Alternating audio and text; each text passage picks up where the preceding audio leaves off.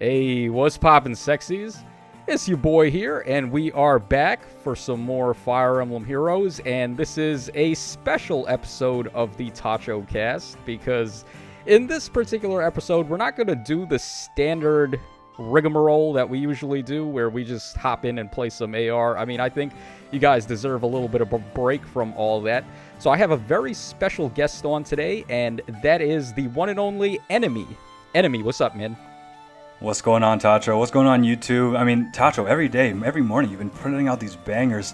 Oh, it's a great series. I'm lucky to be here. Yeah, well, you caught my eye in particular because your channel has been kind of bumping lately. I think you're a more recent FaeTuber compared to the rest of us that have been around for a while. So it's nice to give some spotlight to one of the newcomers and the definite up-and-comers when it comes to FaeTubing. Yeah, you guys are old blood. You guys, I'm running up, but no, I'm honestly, we're all here for fun. I'm just lucky that I can even entertain one person, and honestly, FaeTube is nothing but fun. It's only been fun stuff. So, all right, well, that's awesome to hear. Now, what's very interesting and different on your perspective of the game is that you're relatively a new player compared to all the other people I've had on the podcast. So, just quickly, let the audience know when you started playing Fae. I started playing Fae, and by playing, I mean logging in February of Book 6. That's a long time. Yeah. Definitely not a day one player. And that's when I just started logging in, just understanding the game, or just playing it. I don't think I properly understood it until maybe 6 months after. But yeah, February of Book 6. That's when I got my my Fae training wheels on. So. Yeah, so obviously, I'm sure anyone who is playing this game right now, you're well aware that this is not a very newcomer-friendly game. Oh, so it's not. This is something I've actually always wanted to start a new game just to play with a completely new account from the start and not spend any money, just see what it's like and how uphill of a climb it is. And I'm sure that it is, right? You can attest to that. Oh yeah, it was brutal. It's I mean, depending on who you ask, it still is on your willingness to spend. But yeah, especially if you come in, you just what that would be 2 years ago when I came in. It was a big hill to climb, and today, and the hill has never been steeper. I'll tell you that much. Yeah. So okay. Basically, what we're going to accomplish here today is I'm just going to interview you about various aspects in the game. I've always wanted to do this, just to cover all of the different parts of the game that a lot of players that have been playing since day one may take for granted, but as a newcomer coming into the game recently, it's probably insanely jarring for someone like that. Definitely. So, okay, now, before we begin, I also want to know your experience with the Fire Emblem franchise. Ooh, okay, so I started, it's crazy because I've always been a big Nintendo person. I love everything Nintendo. I always watch the directs. I actually watched the Fire Emblem direct, the one they announced Fae, right? This is 2017, 2016, before I even liked Fire Emblem. So I watched it and I knew of it and I thought it was cool or whatever, but I had never played it. I was never into Fire Emblem until maybe let's say 2021. And of course my first game was Three Houses. I'm a Three Houses baby. I guess I'm part of the problem. But right? But that was so funny. But of course I played Three Houses. I loved it. I think I have 300 hours in that game. I love Three Houses. I played Awakening after. And I don't know if this is a hot take, but I think Awakening is better than Three Houses. I think Awakening is really good. Okay. Yeah. And then Awakening is really good. So I played Three Houses, Awakening. I played all 3 routes of Fates back to back, which is a lot of Fates. I definitely would not recommend it to anyone doing that. I'm not even sure if I would recommend a single routes of Fates to anyone, but that's besides the point. Okay. And then I did Shadows of Valencia. I love that one too. And I said I want some more Fire Emblem in my life.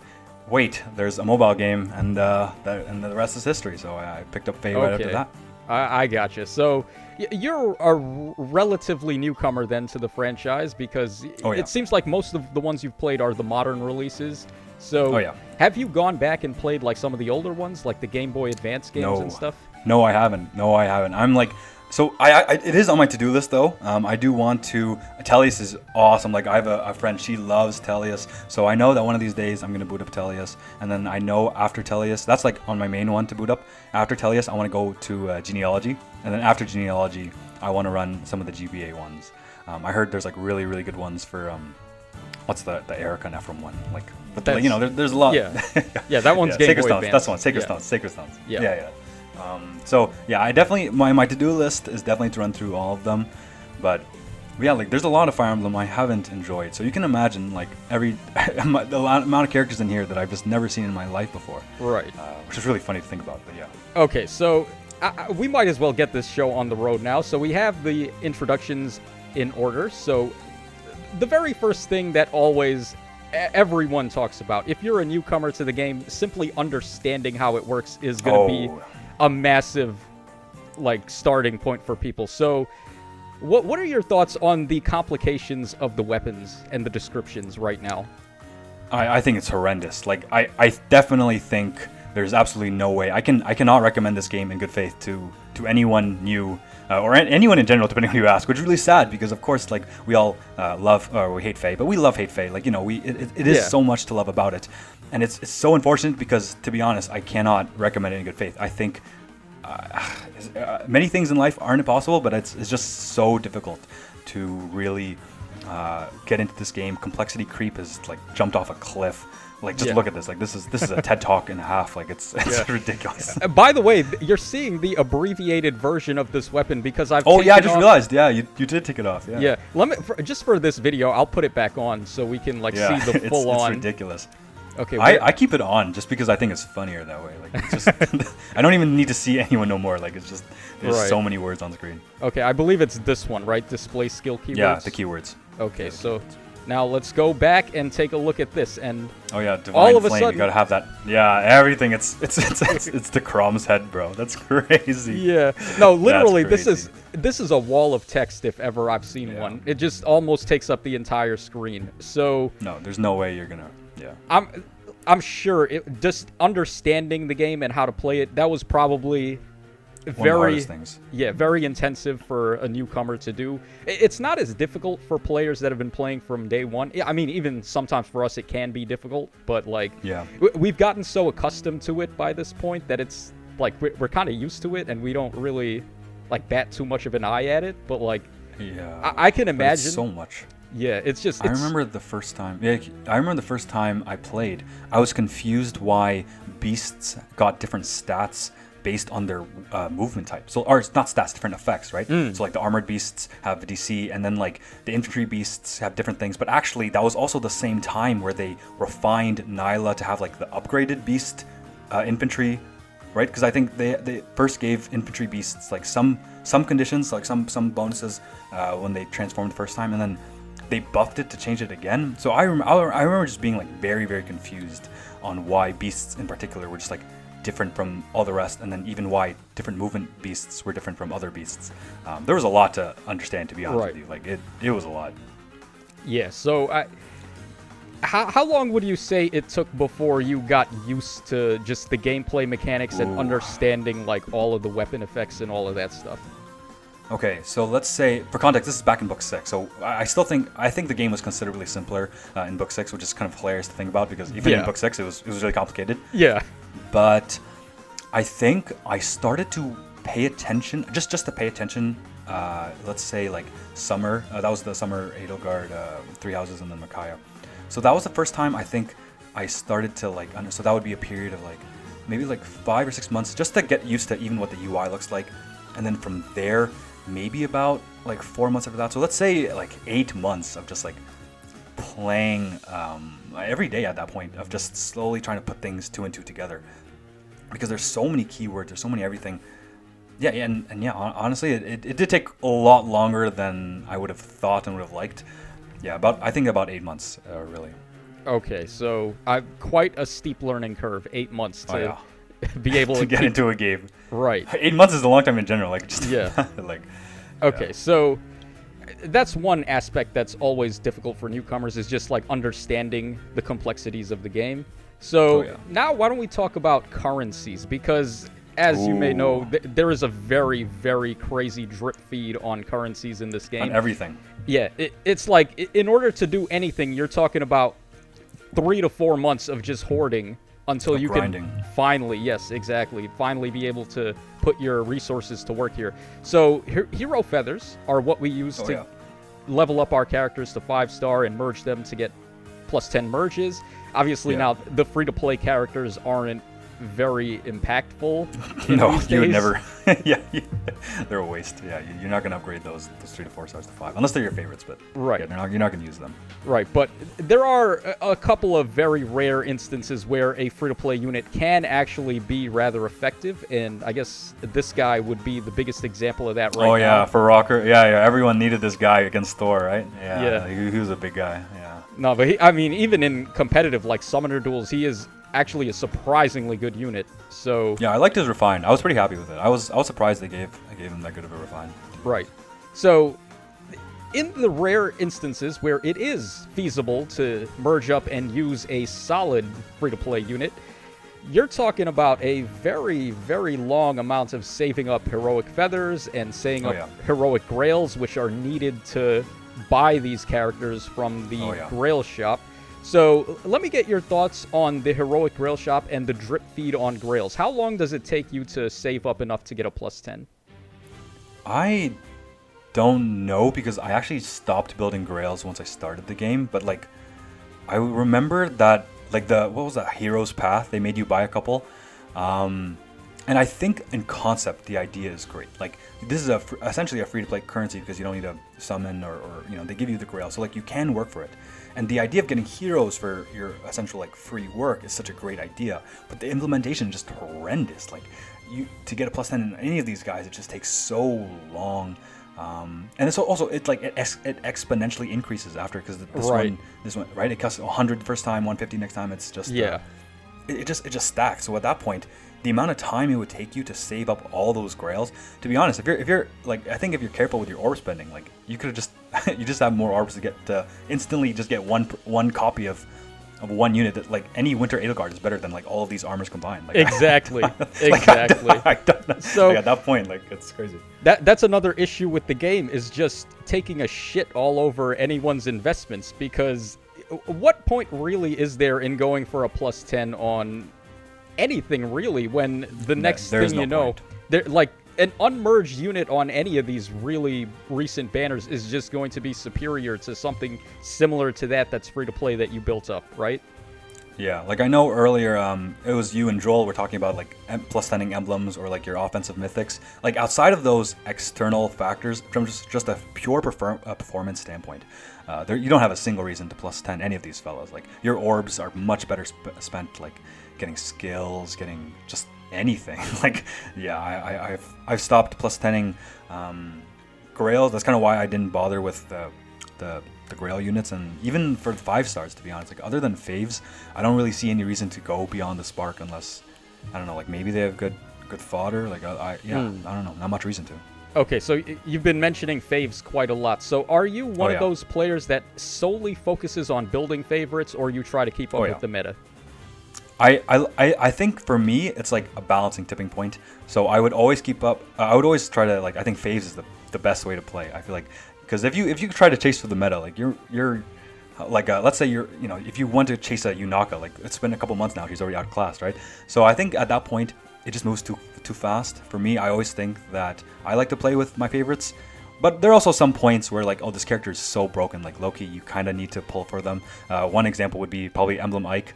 So like in May, I'm definitely going to dip for him. And then, to be honest, I'm very high on the Robin, like the duo Robin here. I think they're really good. Yeah. So I think it's like, for me, I take it as a balance, like mostly always faves. But if it does reach some breaking point where like this character is so like ridiculously stupid, I might as well go get them. But yeah, it's kind of like a balance. Gotcha. Okay, so are you free to play or do you spend money? I'm free to play. Not a single dime spent on this. Okay. All right. Good on you. Good man. Not a single dollar spent. Completely free to play. So. And honestly, I can't blame you because you look at the prices for the orbs here. It's just ridiculous. It's outrageous. Like I remember. Oh, actually, no. It was you. You were like, you could buy a better game with $50. Yeah, exactly. So yeah, so funny actually. Yeah, like at that point, the price is. I will say though, I think there's everyone in life, you're full of cost of entertainment, right? And if like that's cost of entertainment for like one person, I think that's awesome. Like if so I don't think there's anything wrong with spending if you want to spend, but the prices are a little bit high. And yeah, personally, I'm free to play and I plan on staying free to play, but That's how it is Right, now. So right. So, I mean, cost for entertainment, I think, is a very good way to evaluate like how much money you should be spending on something. And yeah, $50 you could spend to get yourself an Ascended Floret. that's outrageous. I saw that. That was crazy. I would much rather spend $50 on a brand new game and just like play something else, which is going to give you like, for example, Monster Hunter, which is a series that you can play. Oh yeah, Monster Hunter. Any hours, single hundreds of hours. Yeah, exactly, and you'll just have a blast playing it as opposed to suffering in Fae. So one floret and 40 Right. trade fruit. right. That's crazy. I mean, you do get the orbs. I guess that's how they try to justify it, but it's still Yeah, the bonus orbs and everything. It's still unjustifiable in my opinion. Okay, now let's go ahead and take a look at a different currency here. So these are let's see it. the Oh yes. Yes, So- this was a big problem. now these are the sacred coins. Me personally, I have never struggled with this because I've been playing since the very start, so I've had ample time to hoard up a lot of sacred coins, and I actually have upgraded and bought every single one. Well, I've never had to buy one because I've always gotten them when they release. From the Tempest trial, right? Yeah. Right. But I have actually upgraded every single relevant one, so how difficult is this as a newcomer to be able to keep up with all of these sacred coins and these sacred seals and getting them leveled up? It's definitely very hard in the beginning. I vividly remember struggling with this. I guess let me preface. It was just a matter of getting enough coins to accomplish what I wanted at the time, which is like, okay, what was good skills in book 6? Well, to be honest, there weren't that many good skills. But like the point is, like, obviously everyone's recommending builds and like, oh, Blade Session 3 is an amazing seal. Oh, I don't even have enough coins to get Blade Session 2. So it's kind of like, it's definitely one of the biggest bottleneck currencies once you start. And the sad part is that, like, I think unless you play the game regularly, like, thankfully I don't struggle with coins now because, for better or for worse, I play this stupid game every day. But you know, I think that depending on how you like to build or like the amount of coins you like to have, if you don't keep up every day, then yeah, you just quite frankly, like, you're not going to have enough to get all these different seals, especially as they've made better ones from Tempest Trials. Like, I think we had a lot of great seals, like what, book 7, right? So it's just kind of like. This is yet another barrier for a new player to come in. And I vividly remember this was, oh wow, this is really old now, but back when F2P guides needed sacred seals, like nowadays obviously like the free-to-play units are pretty busted, but I remember looking at really old guides. I didn't know that they were outdated at the time, but I tried to follow them, and of course I recommended like certain seals, and I couldn't even do the F2P guides because I just didn't have enough coins to to follow the guide. So that was, I remember it being a big bottleneck. Right, and anyone who's a newcomer to the game, when you have to go ahead and level up so many separate sacred seals, there's a lot of good ones that work on a lot of different builds, so just the amount of time sink and investment it's going to take you to be able to save up enough coins to level up all of the relevant seals and just get everything ready, it's unbelievably insane and stupid, and to expect all of this from a newcomer I think is very out of place and unreasonable. So, like, there's no way a newcomer is going to be attracted to a game like this where the asking point of time investment is just way too high for such a minimal, like return. Gain. Exactly. And then you also have to buy the ones you missed, which is ridiculous because now they're spending even more than they... It's just, exactly. It's a compounding issue. Exactly. Issue. Yeah, they never even run, like, special Tempest trials where you can simply just play to earn some of the previously released sacred seals. They actually used to do this a long time ago. I do remember reading about that, yeah. Right, they did have like Tempest Trial reruns for people that may have missed it the first time, but they completely stopped doing that. So that's no longer a thing. Which is weird because like they waste our time with like a whole bunch of like other stupid modes, but then anyways, fun, yeah. I mean, we gotta make way for Affinity Auto Start, right? Like that's what a waste of like not just time and energy, but like development resources. Like imagine that being literally anything else. Like that could have been like, I don't know, the coolest thing ever. But no, I needed to see like this. Like what a waste. Yeah, this is precious time, and this is our orb money being spent on like pitiful decisions here. Now, what's funny is that I can understand if they're going to develop modes like this, where there is actually strategy behind it, and like the teams that you run for this are very different, but it's also fun in a way because you are playing. It's really fun. I think it's really cool. Right, you're playing within the same rules as the actual game, where like your units move under your control, and a lot of the damage calculations and everything is the same as it is in the competitive modes. But the goal is different, where you're trying to just do a lot of damage to the boss. So I think like modes like that where you're still playing within the same rules as the game, but there's a twist on it. Like Seer Snare is another really good example. Yeah, Seer Snare was a big hit for that reason. Oh yeah. Yeah, so like I think they need to focus more on modes like this where it's PvE. It's not competitive. Like you're fighting the computer. You're not fighting against another player or another whale. So like I think that's good. But then auto battles, you're fighting nobody. You're not doing any of the fighting. Like you're not fighting anyone. Exactly. It's just like I don't even know how to explain this. It's like it's a waste. Do you play other gachas, or is this the only one you play? I did used to play Love Live, which it's kind of like a rhythm game, but this is the only gacha play. Like I can only handle so much cringe at once. Okay. No, that's a joke. But I got you. I did have some experience before, but yeah, this is the main one I run.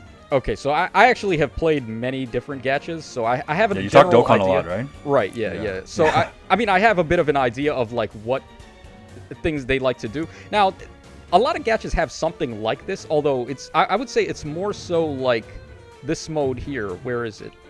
The Lost Lore, where really the point of this is just to deploy characters, and you're passively time grind, right? Right, you're just passively gaining rewards from deploying characters, and over time they're just going to come back with all your stuff and give you stuff. Yeah. Exactly, yeah. So a lot of gachas have that. I think this is a different spin on that concept, except a worst spin. Exactly. It's not as good. The rewards are worse than in Lost Lore, and it takes up your real life time. Like you have to, like obviously it's not that long of a time, but as opposed to Lost Lore, I just send them off and then I exit the screen. But here you gotta sit there, wait them to do their thing, and it's just I look at this mode and I just see all the things that, like, we could have gotten a better game of Faye. Like they could have given us quality of life, but instead they made this. So it just bothers. It's like unfortunate. The one thing everyone has been dying for is a PvE mode where it's co-op, like real-time co-op. That would be so good. And people want guilds, like just some kind of social activity and social interaction in a mode would be really great. But I don't know. They made this. Yeah. Okay. Hey, Pawns of Loki. Right. Yeah. Well, I don't want to talk about that right now. So. Yeah. Okay, now we've done a little bit of discussion on the PvE side of the game. Now let's head over to the PvP side of things. So here is Aether Raids. I want to get your opinion on Aether Raids as a newcomer. What do you think about this? Like, just look at it, man. Like, this is, if you have no idea what's going on, this looks like this is the most messed up game of anime chess you've ever seen. Like it's a lot to take in. Even just like I remember when I first started, I was like, why do I have 17 different currencies to build up my whatever fence, my like everything? Like it's just a lot. And the fact that it honestly moves so quick. Like you can't even tell a new player like what's good right now, because by the time they have enough coins or whatever it is to actually make it good, like it's already garbage in the next 3 months. Like imagine telling someone to get Wind Tribe Claude, like by the time they got Wind Tribe Claude, he's not good anymore. So it's really sad. Conceptually, I think Aether Raids is cool, but they really did make it complex, which is cool, and I think awesome, because I love complex stuff. Like I think there's a lot of fun to be had. Doesn't make it any more inviting though, but. Right. So, okay, I'm actually, since I've been playing the game for so long, I do remember what it was like, the swan song, the honeymoon phase for this mode when it first came out. We were just, like, in awe. We had so much fun. Yeah, just interesting. Just the concept of being able to create your own map to a degree. I mean, you can't, like, stray from their presets for the actual map, but you're able to set up your like your own input, right? Exactly, yeah. Like you can go ahead and place things wherever you want on the map. Like you can set up traps, you can set up structures and all sorts of things. And then for defense, you're able to just choose whichever units you want, place them anywhere you want, and it's pretty fun. It was a really interesting and innovative concept at the time, and I think that's why a lot of people have stuck with it for so long, because this mode is... Aether Raids is really popular. I think probably the most popular. It's definitely the best one by far. I would actually have to agree with that, yes. So, Aether Raids, it's a pretty fun mode, but asking newcomers to get into this seriously is going to be a complete wash, because, of course, as you said, the meta just moves so fast, it's impossible to keep up. And just, like, when we have units like ENEMii running around that can just completely solo tank, like, an entire team, he's like... Dealing with him is already hard enough, so like that's a problem. And then upgrading all your structures. Good luck finding the time to get the currencies. You need the do and the, it's just like... Now, I'm not aware if they've updated this, but I know the fortress level was another insane gatekeep for new players back in the day, where if an enemy had like a higher level fortress than you, then you have to deal with them having stat increases. Is that still a thing? I don't know, to be honest with you. I honestly, like, I don't know. I just genuinely not too sure about that. Okay. Maybe honestly, I just didn't pay attention to it. Okay, I can be the person to confirm this though. At least at one point in the game's lifespan, the fortress level was such a deciding factor in these matches that it was just actually impossible for new players to get into Aether raids, because like, if you read what this does here, you're getting the difference between your fortress level and theirs is going to be multiplied by 4 and added to all of your unit's stats. Yeah, so like that's the equivalent of a +10 merge every single time. So you're getting washed with that. Yes, so supposing I have the max level fortress at level 5 and someone has a level 1 fortress, it would just be impossible for them to beat me. So this is another concept that I have no idea what they were thinking of when they implemented that. Like, all it serves to do is gatekeep new players from even being able to play the game. Yeah, it's tough. I remember one of the hardest things for me when I was like starting to get into Aether raids was because, like, for context, like when you boot up the game, you have both Summoner Duels on its own and Aether raids and Arena, which is all, in my opinion, like 3 very drastically different metagames and preparations. So even though you're playing one game of Fae, you're asking someone to learn like 3 different games. Well, I guess if you count defense and offense, it's like 2 different games. Like, it's just so much learning. Like, it is a lot. And I remember just being like very overwhelmed of like everything I needed to learn. And so that's why I just took, it was a lot. I had to take, I think, like 1 mode at a time, and every little bit. And by the time you learn like, oh, this thing was good, like it got outclassed, like it's a lot. Right. Okay, so as you've brought up the other competitive modes, we might as well just dive into them for a quick moment here. So why don't we start with Summoner Duels, I guess, because it seems like this is the mode that they have been pushing the most. They really pushed it. Yeah, to them, it seems like this is their baby. This is the mode that they need to... Yeah, they love it. Someone at IS just like loves this mode every single day of the week, because they keep... I remember when they designed, what was it, like Summer Thor, and they started designing units exclusively for Summoner Duels. I'm sure there were some before Summer Thor, but that was kind of when I realized, like, oh, like they're really taking this seriously. Like they're not going to backpedal on this. Like they're not going to axe this. Right. And they didn't. So. Yeah, and people hated it since, well, originally, like when it was just favor duels, I think people were okay with it because it was just like a way to play your favorites and enjoy yourself. You could even set up custom rules if you wanted to, but having a way to like duel other players too, because you can just set up matchmaking and like set up a code and then play against your friends one-on-one. For leisure is fun, right? Exactly, yeah. It's pretty fun doing it that way, but once they introduce the rank mode, it's pretty punishing. You're only allowed to lose, 4 separate occasions, and then after that 3 you're just... if you don't have the bonus. Right, and then after that you're just kicked out completely, and you have to wait until next season to have any attempt at playing again. So there's not really a viable place to even play test teams. You can in favor battles to a degree, but honestly, no one takes favor battles seriously. It's like going to the playground. Yeah, you're not doing anything serious there. Exactly. Yeah. So it's not a real way to test. Most of the time in favor battles, you're either playing against like casuals who are just playing their favorites, or like people that are competitive, but they're just trying out different things, so they're not really running the exact meta. Yeah. So not like at their full power. Exactly. Yeah. So when you head over to Summoner Duels, the only real way I can say to get a grasp for what the meta is going to be is to just watch someone else do a run on YouTube, and then after that you can gather your information and come to a conclusion. See what they ran into, right? Exactly. Yeah.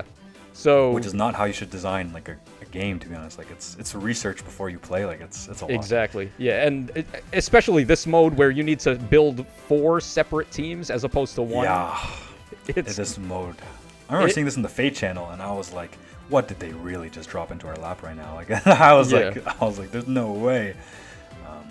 This was a lot. Yeah, nobody that I know enjoys having to build 4 separate teams, have them all play tested, make sure they all function properly, and just go in and play. And then a lot of them are just going to get vetoed anyway, so it's like, what's even the point? So like, why even bother? Like Like you see people running around with bait, both by choice and also because they don't have a choice. Like they just, sometimes people don't have enough. They just have to run a bait team, right? Right.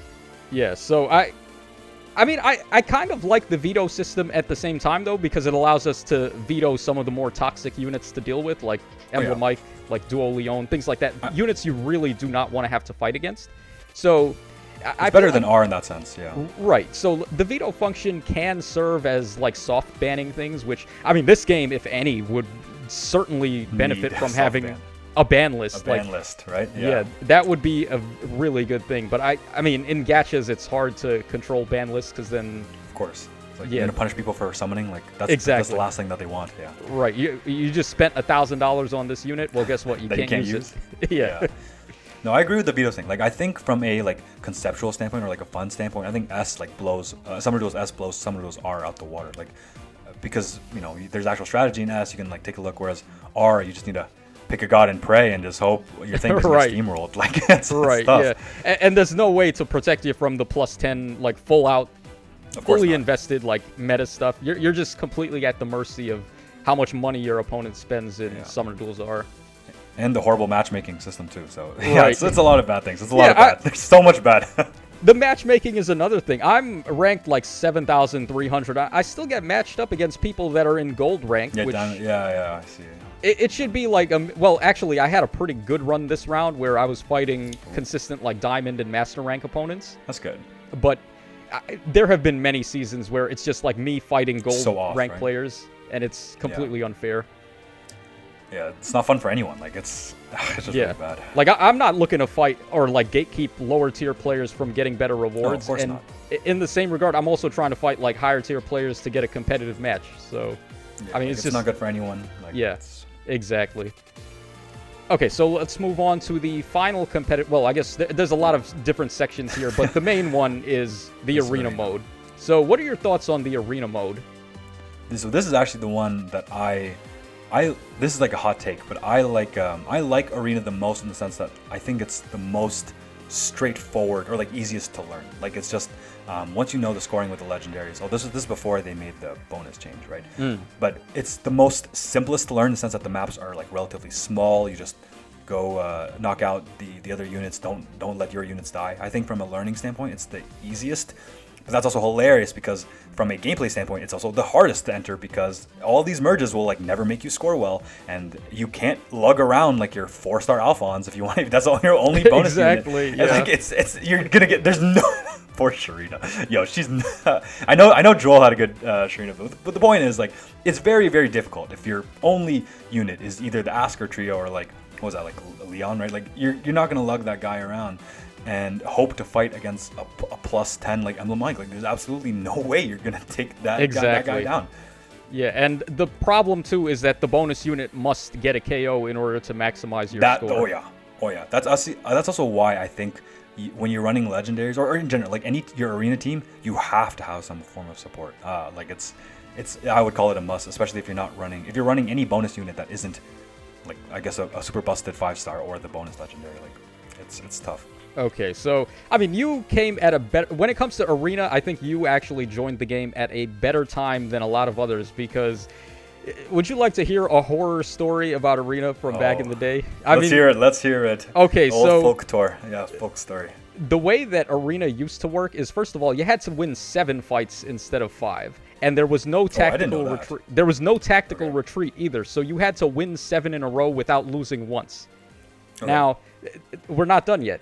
So, also, your bonus hero had to get every KO, not just one. You had to KO... Oh, I do remember reading about that. That was outrageous. That sounds outrageous. So, in the olden days, when it was the armor tier meta, and units like +10 legendary Tiki and +10 Surtur were running around, and your only bonus access unit was Sharena, good luck killing the entire enemy team with just her. Yeah. There were also a lot of players that would just be dicks, and they would see, oh, the bonus Asker unit is Sharena, so she's a blue unit. I'm just going to run a full +10 green team, and good luck. Wow, that's mean. That is brutal. Yeah, people... That is difficult. Yeah, that was actually how Arena used to work. So, I mean, it's certainly a lot better than it is now, especially with the advent of the bonus mythic, or bonus legendary, rather, which I think is a good feature to...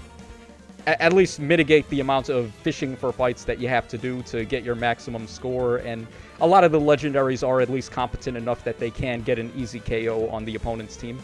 So yeah. I think that is a good feature there.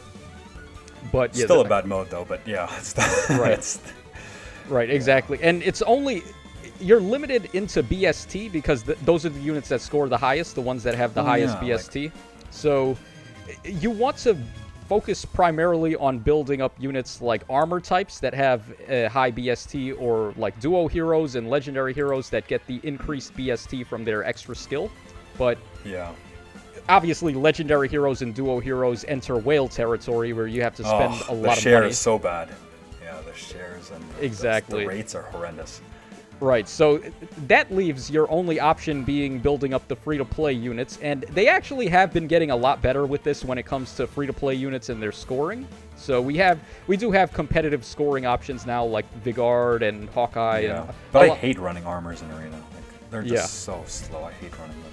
Yeah, everyone hates running armors in Arena. Yeah. Especially when you consider that if you take a look at the best free-to-play scoring options here, a lot of them are just the infantry and the armor type units. But when you take a look at the duo heroes, you have like these crazy cavalry types. Broken. Yeah, it's outrageous. Yeah, it's just like such an unfair advantage. Like a +10 unit like this that can allow so many warping shenanigans. Or Alencia's insane. I think she's the best unit from Book 7. I think she's very good. Yeah. Or a unit like this, for example, that can just sweep an entire team all by themselves and you can't really tank them. So yeah, the pre-combat yeah, so the free-to-play units, they do score much better than they used to. However, it does also come at the cost of the units just not being able to really compete with some of the top-tier whaling threats.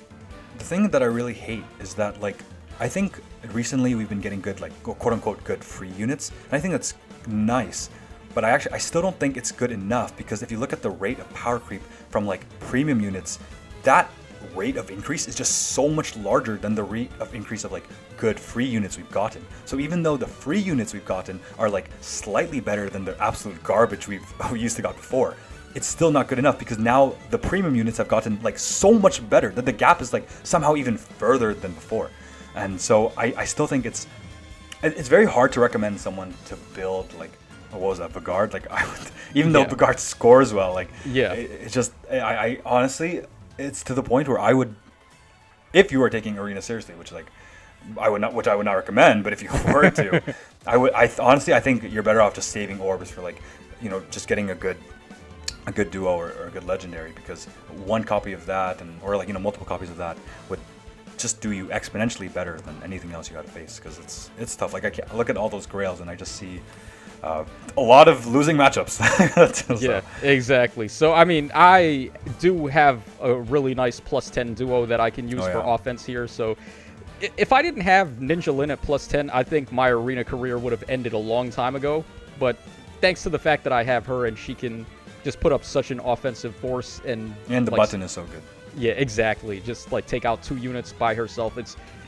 She's allowed me to maintain all of the crowns that I have for Arena, which is quite a lot here. I mean, I've got like over 240, I think.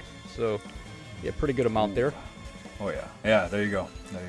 Yeah, like the button is so huge, and like in Arena especially, your units basically must have Kanto or be Chrom or some broken assist, or have like the dual button like a Ninjorin, or because yeah, like it's so punishing if you get any of them, if any of them die, and so you really can't have them in enemy phase unless you know that they can tank it. I mean, which, like, generally if you know your matchups that well, then like hopefully they can. But in this player phase nuke that we've been in for a long time, a lot of them just can't tank, right? They've been getting better now, but yeah. Yeah. Okay, so is that everything? Oh, actually, why don't we talk about this for a little bit? So. They do add a lot of these Grand Hero battle maps where we can fight and win ourselves a free unit. Now, this is more what you would think of from Fire Emblem, because this is very similar and reminiscent to the actual games, where while you're playing the game and you're taking out the enemies, you can also have the option to recruit an enemy unit by talking to them. So I think this is... Yeah, I believe these maps are supposed to be their analogy to that. So we go ahead and we take a look at one of these Grand Hero battle maps. You can play it on separate difficulties, and each one you win, you're earning a free copy of the unit in question here. So in this case, it would be Orson, who if you played Sacred Stones, is a pretty famous character and well known. Yeah, I've never heard of this guy, to be honest. I remember seeing him when the Fallen banner came out, and I was like, who is this guy? Yeah, I mean, he's from Sacred Stones. He's a pretty cool character. A lot of people do like him. So. He seems cool, yeah. He seems cool. But. Yeah, so it does make sense. Now, what are your thoughts on this? Seeing as this is basically the main majority of the PvE content, this and also the Abyssal maps, which unfortunately we don't have any running right now for me to show as an example. Yeah, but we can show this as an example for now. So what are your thoughts on the Grand Hero battle maps? I wish they were better in the sense that I wish the units you got for them were better. Because these are basically the free units, which in my mind I view them as ways to help either free-to-play players or beginner players to compete, because these are some of the first units you ever see, right? Like, I think even one of the heroic paths or whatever, it tells you to go defeat one of these guys. So I wish the units we got from them were better, but from a fun standpoint, I think they're so much fun. I think they're one of the reasons why we like Fire Emblem. Like, it's very, like you said, it's very reminiscent of the games. I remember back when, because if you're just starting off, like, these can pose a serious challenge. Like, I remember doing one of these maps, and I think it was against what's that, like, mythic from Tellius, like the Ashura, maybe? I forget which one, but it's Ashura, the one that yeah. And then I remember one of her maps had a save, and that was the first time I ever like saw a save. I was like, why is that armor moving like 2 spaces away, and I'm not even attacking the armor? So I think there's a lot of potential here to teach a lot of cool things about the game, because even though we have like those like maps that absolutely no one does unless you're PM1, like unless absolutely nobody does them on their own, right? The tactics. Yeah, exactly, right. Look I'm like, I haven't even like look. I just click on it. Yeah, that is so funny. Yeah. I guarantee you, like, unless you're PM1, nobody in good. Okay, I'm just kidding. Hey, if you're out there, comment down below. If you wake up at like whatever time it is, reset time for you, and if you try these yourself, don't lie. It's okay to say that you just pull up PM1 like the rest of us. But if you actually try these, I'm genuinely curious, because I know that in theory they help you learn the game, right? But at that point, complexity creep has gone so crazy that like. It's not learning. It's like it's just so hard. You need to know the exact move, and otherwise you just fail it.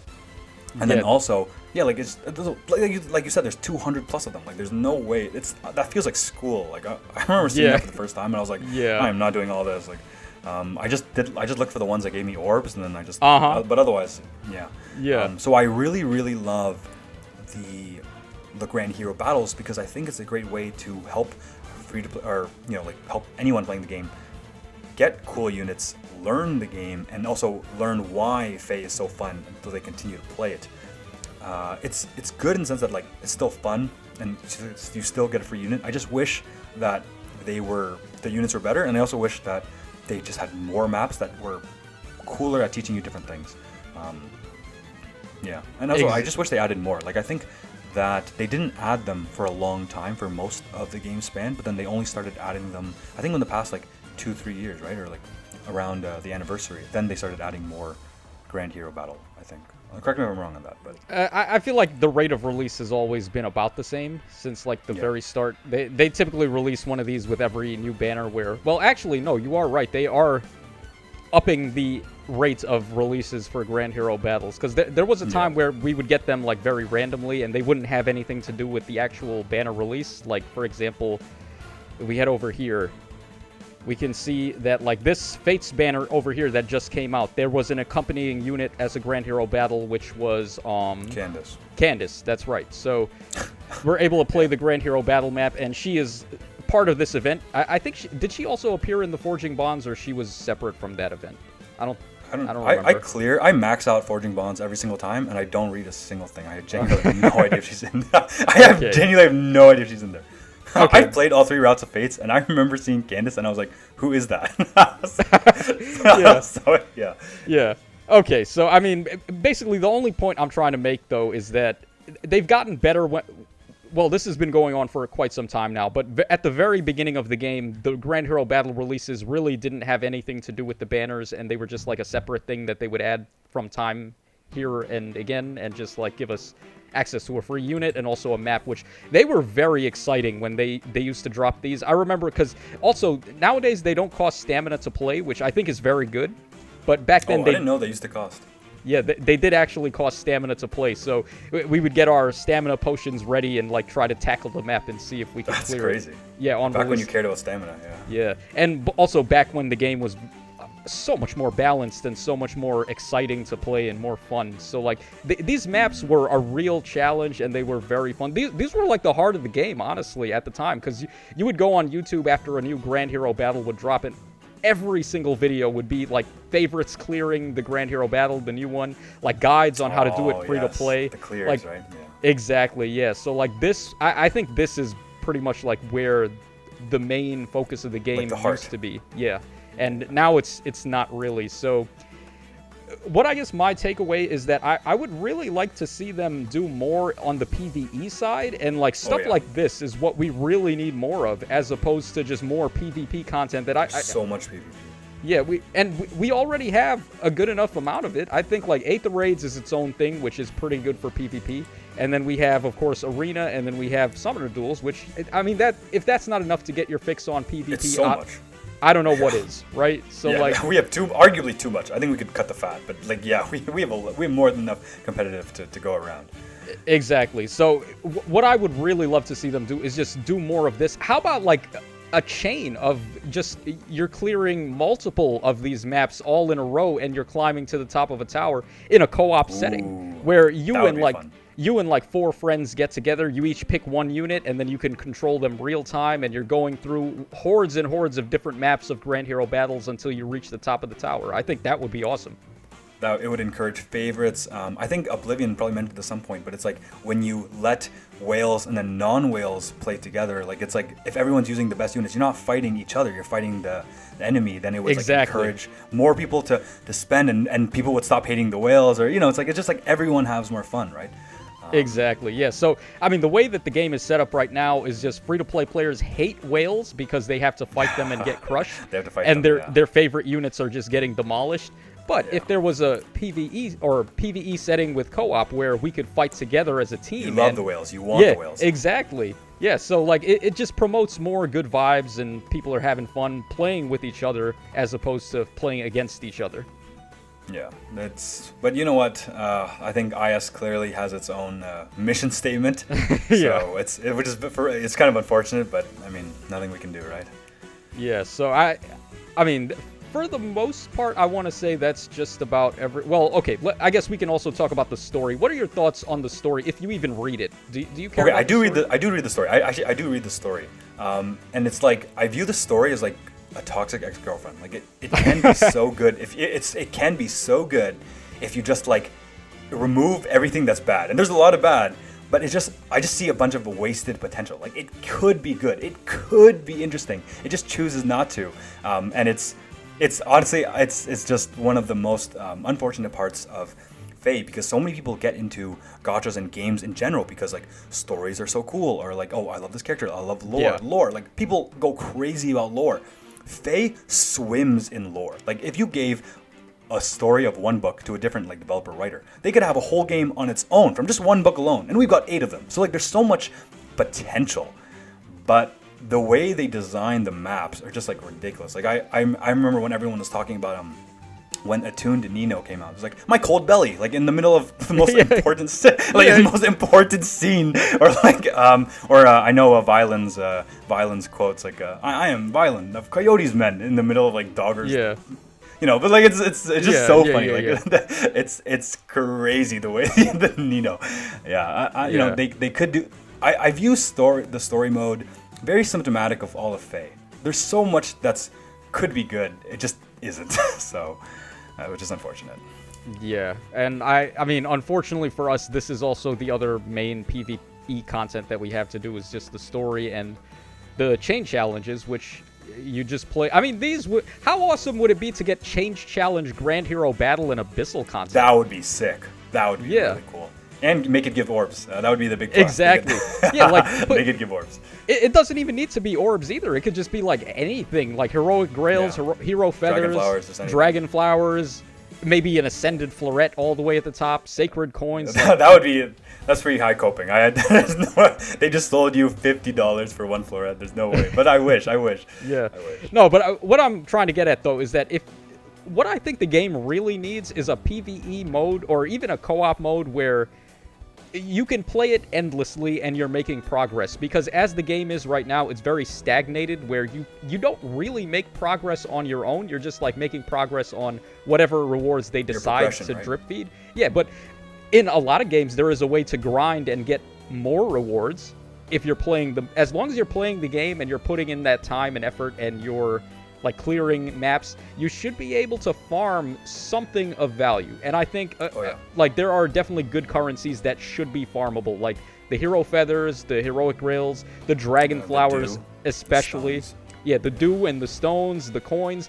Like, these are just currencies that would help newcomers at the game, and all you're asking them to do is just play the game in order to grind them. Which is exactly what they want. They want you to play the game. Yeah. So my concept here is, how about we get like chain challenges for the abyssal maps and the grand hero battles? You can clear like 10 of them, and if you can make it all the way to the end without like losing units or whatever, you make it to the end in a group as co-op or on your own on PvE, and then the further you climb, the more rewards you're able to farm. Oh, that would be like the coolest training tower, that like an actual cool training tower. Exactly. Yeah. I think something like that would be really good. I would love that, but sadly, I think IS is too busy working on Affinity Auto Battles Plus. You know, they're too busy cooking up something. They're too busy cooking up something else. So which is just unfortunate. Okay, so I think that is pretty much every aspect of the game that I wanted to talk about from a newcomer's perspective. Is there anything else you want to add? I just want to say that I think Fae is an awesome game. Actually, by awesome, I mean it's a very bad game with so much to love, and I just wish it was better. Like I had so many people ask me, they're like, "Oh, should I start Fae?" And I of course I want the answer to be yes, and I just wish, there's so much. I wish there was a lot different about the game, but even if you ignore all the bad things, I would call Fae like a toxic ex-girlfriend. It's like lots of bad, but lots of good, and at the end of the day, I think we're all here because we love Fae, and if you were able to look past the bad things, I think there is so much to love, and I think I'll probably open this game every day until end of service. So okay, but just to be clear here, your final consensus to the normal layman is that they should not play Fae. Is that correct? Yeah, either that or you play and don't take it seriously. Like, you just collect your favorites. Like you just summon for whatever pretty art or whatever you like. But I would not recommend taking it seriously unless you somehow know for a fact that this is exactly what you want without knowing. Okay. I think it's very hard to recommend. All right, man. Well, I think that is a good enough place to wrap up. So definitely check out ENEMIi's YouTube channel. There's going to be a link to it in the description of this video and also at the end of this video that you can click on. He is an up-and-coming FaeTuber, which, I mean, there are not really that many of us going around, especially not one that's up-and-coming and started playing the game post day one, as post late day one. in. Yeah, so as I did. Yeah, so I definitely show the homies some love, and I would like to thank you for being on and sharing your presence and perspective with me on the game. Tacho, you're the GOAT for having me. Everyone, make sure to tune in. Basically, like, Tacho's churning nothing but bangers. Every time he uploads, you want to be there for it. So, Tacho, thanks for having me on. You make great stuff. All right, well, that is very appreciated. I do like to hear you say that. And likewise, I mean, your content is also pretty fun, too. Your edits are out of this world. So I think... I appreciate it. That's good. Yeah, I think that is what attracts people to your stuff, is just how well edited it is and how chill a vibe you give off, and your personality is very nice. So that is going to wrap us up. Hope you guys enjoyed this little TACHOcast session. So this is your boy Tacho signing out. Take care, fellas, and I'll catch y'all again on the flip side. Bye, everyone. Take care.